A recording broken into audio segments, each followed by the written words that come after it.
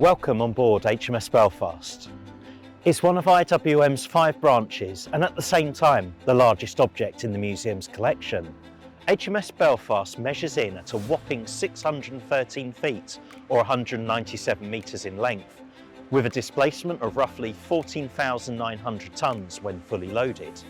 Belfast is the last surviving big gun Royal Navy warship of her kind. She witnessed some of the most significant events of the 20th century, first during the Second World War, where she played a part in D-Day and the war in the Pacific, then during the subsequent Cold War in Korea and around the globe.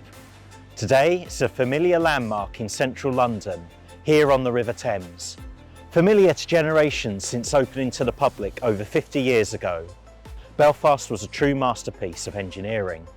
The ship was also home to over 900 sailors, at the cutting edge of naval technology, but still wholly dependent on the skill, training and experience of her enormous crew. Today, we will show how the ship worked, with human and technological systems working together in perfect harmony, and visit some of the most fascinating locations around this unique living machine.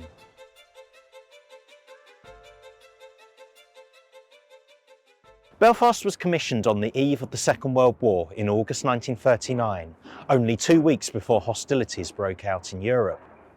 Conceived as a town-class light cruiser, Belfast was designed with global range to protect shipping and Britain's interests around the world. It went on to serve in active commission for 25 years from 1939 to 1964.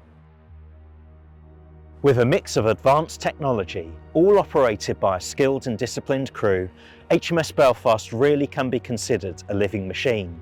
About 850 sailors when first commissioned, the ship's company numbered almost 1,000 men by the 1960s.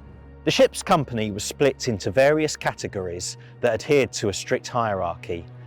At the top of the pyramid were the officers, the captain, the executive officer, senior and junior officers. These were career sailors or specialists who were trained at Naval College and were ultimately responsible for the well-running of the ship. Then the ordinary sailors or ratings, who were the majority. Senior ratings, such as petty officers and chief petty officers, were the non-commissioned officers of the crew, led by the Master-at-Arms, the naval equivalent of a regimental sergeant major. Senior rates were often older and more experienced sailors.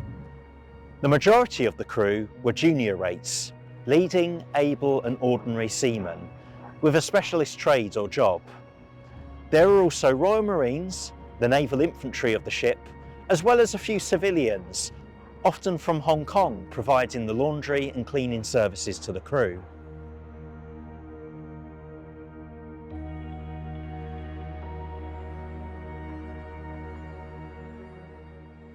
We are now standing on the main bridge of HMS Belfast, also known as the Compass Platform. It was from here that this powerful warship was commanded and controlled. Stationed here would be the ship's captain, or in his absence, the officer of the watch.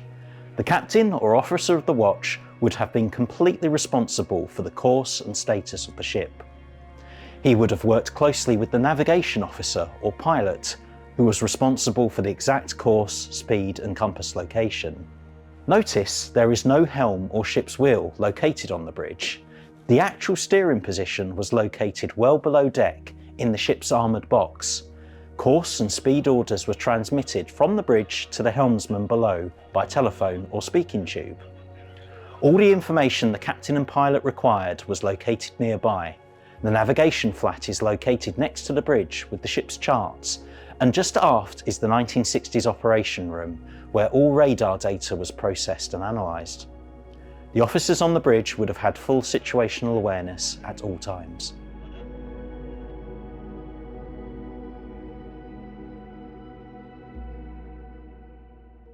This is one of HMS Belfast's shell rooms. We are currently located 4 decks below B turret, high above. The shell rooms were located deep in the ship's armoured box, the area where Belfast's belt armour was at its thickest, where ammunition, highly dangerous cordite explosive and critical systems were located. The turret and shell rooms were housed in an armoured cylinder deep into the ship, known as a barbette. 49 men in total worked inside the entire turret system from top to bottom. At action stations, the shell rooms were closed down in order to prevent the spread of any fire or explosion. One deck below here was the cordite handling rooms, where the cordite charges were hoisted to the gun turrets. Cordite being the explosive charge that propelled the 6-inch shells from the gun barrels. No metal items such as belt buckles or nailed boots were allowed in the cordite handling rooms to prevent the risk of any sparks when surrounded by explosives. Sailors would even strip down to their underwear to work safely in the hot and stifling cordite rooms. Huge water valves were in place to flood the shell rooms in the event of fire, to the doom of the sailors working in here.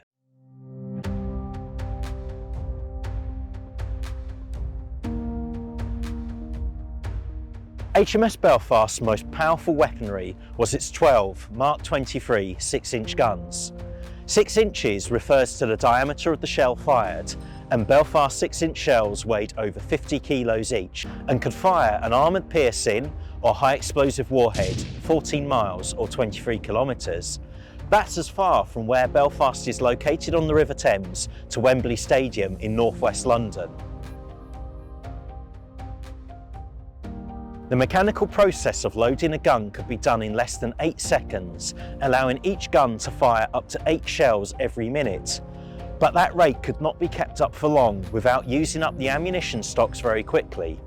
Firing the guns was a sophisticated process involving multiple parts, but all those involved were confident that within a handful of rounds, Belfast could hit any target it was given.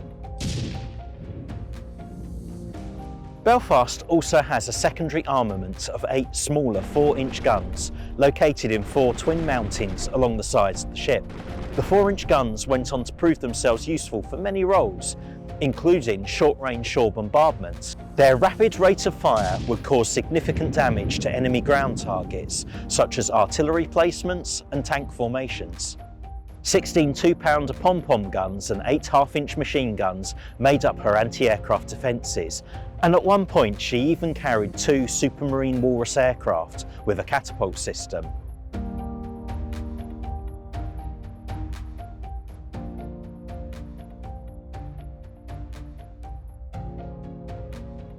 Belfast had 4 engines. Each engine turned one of the giant propellers at the stern, or back of the ship. Each propeller measured over 3 metres in diameter. The engines here in the forward engine room turned the 2 outer propellers. A second aft engine room powered the inner propellers. Power went from the engines through the gears to the propeller shafts. Each engine generated what was termed 20,000 shaft horsepower. Together, the 4 engines could produce 80,000 shaft horsepower, which allowed Belfast to travel at high speed when required. High-pressure, superheated steam was piped to the engine rooms from the boiler rooms. The steam was directed into the engines by the throttles. Each throttle directed the steam onto a different set of turbines. A turbine is a drive wheel that is forced round by the pressure of the steam in much the same way the wind turns the blades of a windmill. The boiler and engine rooms were manned by highly skilled engineering officers and stokers who operated the boilers, and engineering artificers who maintained all the complex machinery.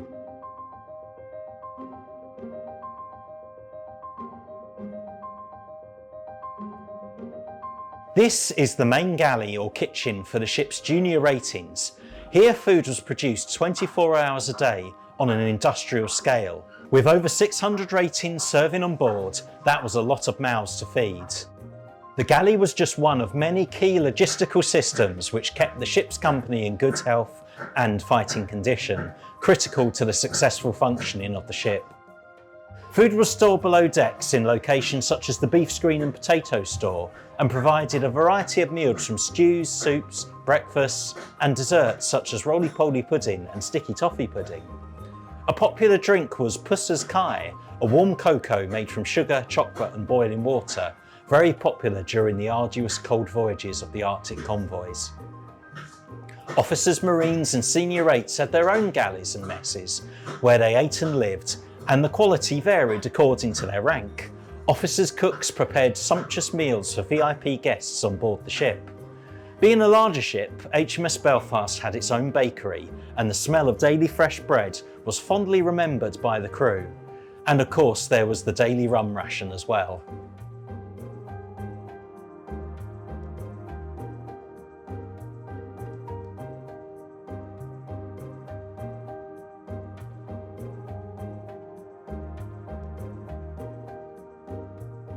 HMS Belfast was equipped with a fully manned sick bay, manned by a surgeon commander, 2 surgeon lieutenants and up to 10 medical orderlies.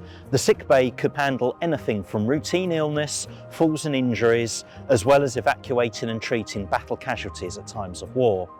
These included Allied and enemy soldiers and civilians, as well as Belfast's own crew. The sick bay was kept very busy during the D-Day landings of the Second World War. British and Canadian soldiers evacuated from Gold and Juno beaches were treated here. Also, Korean soldiers and civilians were evacuated on board Belfast during the bloody coastal battles of the Korean War. There are also many other roles on board ship that kept morale and order. The clerks of the mailroom distributed very welcome letters from loved ones at home. The sailors manning the sound reproduction room played music and plays throughout the ship's tannoy system. And finally, there was the very necessary role of the regulating office and regulating officers, the equivalent of naval policemen who kept order and discipline both on board and ashore. All this meant that Belfast was designed with high endurance, meaning that she could remain at sea for weeks upon end anywhere in the world before requiring to return to port to resupply. Life in HMS Belfast was often hard work, monotonous and sometimes dangerous, yet it could also be exciting and was built on a strong sense of camaraderie. The ship's company lived, worked and played in close proximity with very little privacy. Sailors' lives were dominated by the 4-hour watch system of being on duty and off duty. On duty, they would man their station.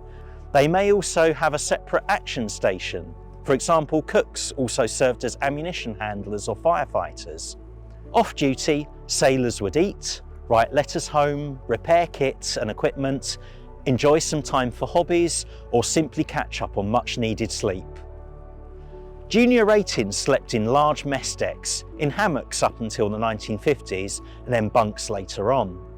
Life on board was very regulated and hierarchical. Junior ratings, senior ratings, Marines and officers never mixed off duty. In fact, sailors never even mixed with other messes. As well as a fighting ship, HMS Belfast also flew the flag, both in wartime and peacetime, for the United Kingdom and the British Empire. The ship was a regular presence in the major ports of the world, offering VIP visits, hospitality and diplomacy. Japan, we remember mainly for the orphans party we threw on board when the ship became a funfair. And the kids had the time of their lives, with the exception of one little charmer who sulked all day because we wouldn't plonk a 6-inch shell in the middle of his schoolhouse.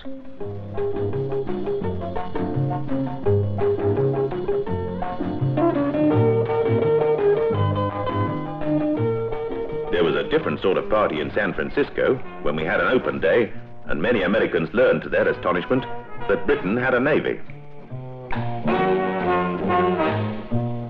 HMS Belfast had a rich and varied operational history, including a central role in the last ship-to-ship gun battle fought in European waters.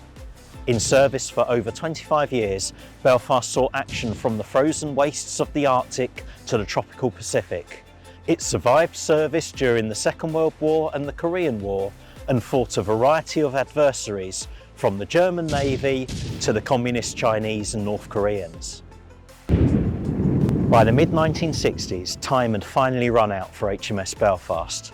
Despite being a powerful and efficient warship, naval technology had moved on into an age of nuclear submarines, guided missiles and jet aircraft deployed from aircraft carriers. As the last Second World War era cruisers were being scrapped during the 1960s, efforts were made by Imperial War Museums and the HMS Belfast Trust to preserve an example of this crucial design of British warship. After negotiating with the Ministry of Defence and with support from the government, HMS Belfast was earmarked for preservation, the first Royal Navy warship to be preserved for the nation since Nelson's victory. An empty berth on the River Thames was selected as Belfast's new home, and on the 21st of October 1971, Trafalgar Day, HMS Belfast opened to the public. It has remained a much-loved visitor attraction and a symbol of Britain's maritime and naval heritage ever since.